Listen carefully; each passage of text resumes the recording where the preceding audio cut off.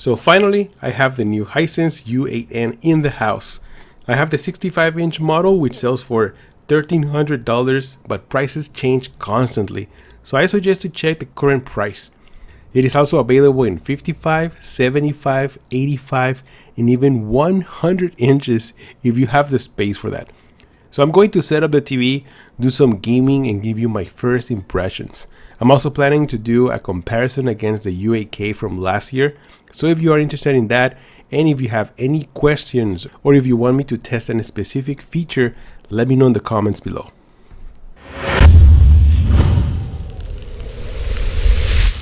Alright, so first of all, the legs or stand is different than previous models. This is just one single base and the center of the TV, so it takes a lot less space than having legs on each side. For installation, you have to open the back of the stand and install it to the base. You will need a screwdriver for this installation. Now this stand has two positions so the TV can sit higher or lower. I'm using the higher position, which is around 3 inches of separation, just in case if I want to use a soundbar. Now just secure the back cover and we are done. There are VESA holes 600 by 800 if you want to wall mount the TV, and there's a built-in subwoofer on top. On the right, we have all the necessary ports, including 2 USBs, audio and video in, headphone jack, cable or antenna port, 4 HDMI ports, and 2 of them are 2.1 and the other 2 are 2.0. Now they finally did something that I've been saying for years. There are 2 dedicated HDMI ports for gaming with high refresh rate, and the eARC port is not one of them. So now you can connect the PS5, the Xbox Series X, and your home theater system or soundbar without having to unplug any cables.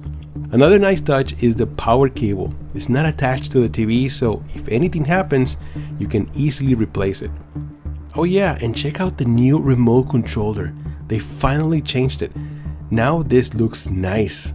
The top feels like brushed aluminum finish and the bottom is plastic. It feels really good in the hands. There are dedicated buttons to Netflix, YouTube, Prime Video, Disney+, Tubi, and it has voice commands, and it also has a backlight with movement sensor. I love it. This is so much nicer. Okay, so setting up the TV for the first time, it takes around 10 minutes. I highly suggest to download the Google Home app to make things a lot easier and much faster. You might need to download some updates to the TV.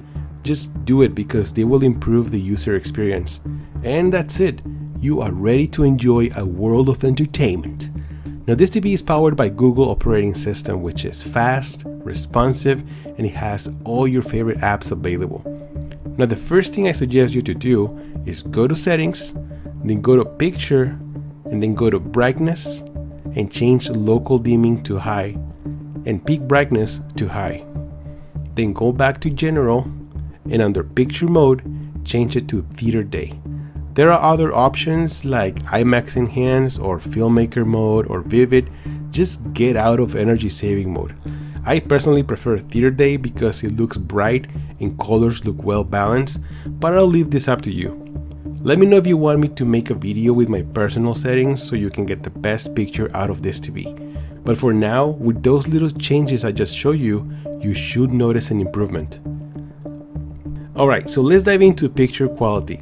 Now for this, I've been watching all kinds of content from streaming movies on Netflix, in Dolby Vision, to using HDR10 Plus in Prime Video. This TV performs amazing.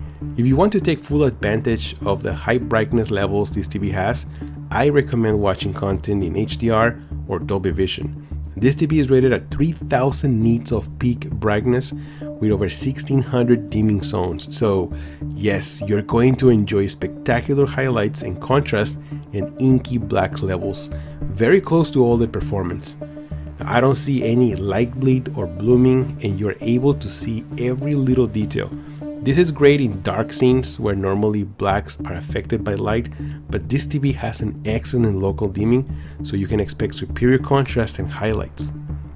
I also ran a dirty screen effect test and everything looks very clean. No spots, no artifacts, nothing.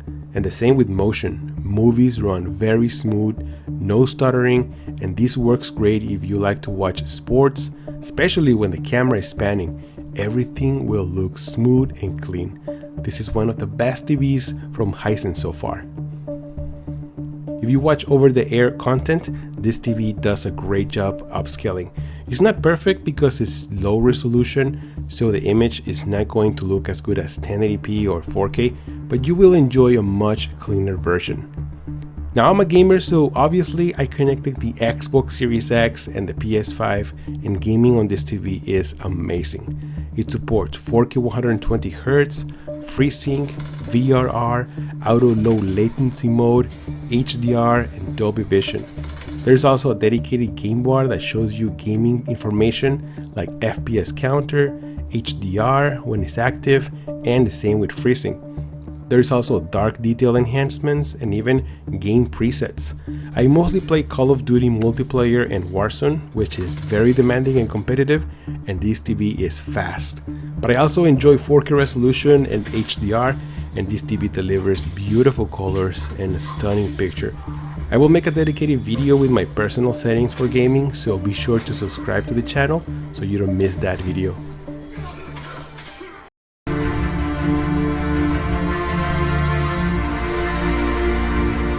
There's a 2.1 system with a mini subwoofer integrated that delivers really good audio.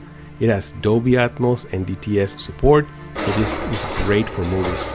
But even with that, for the best audio experience, I do highly recommend to use a home theater or a soundbar and enjoy Dolby Atmos with high definition audio.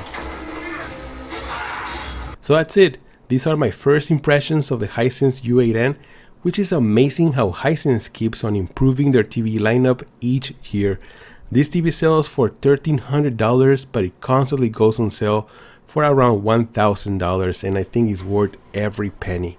If you like to see the settings I use, or if you like me to test a specific feature, let me know in the comments below. I'm Jolster, and I'll see you guys on the next one. Jolster out.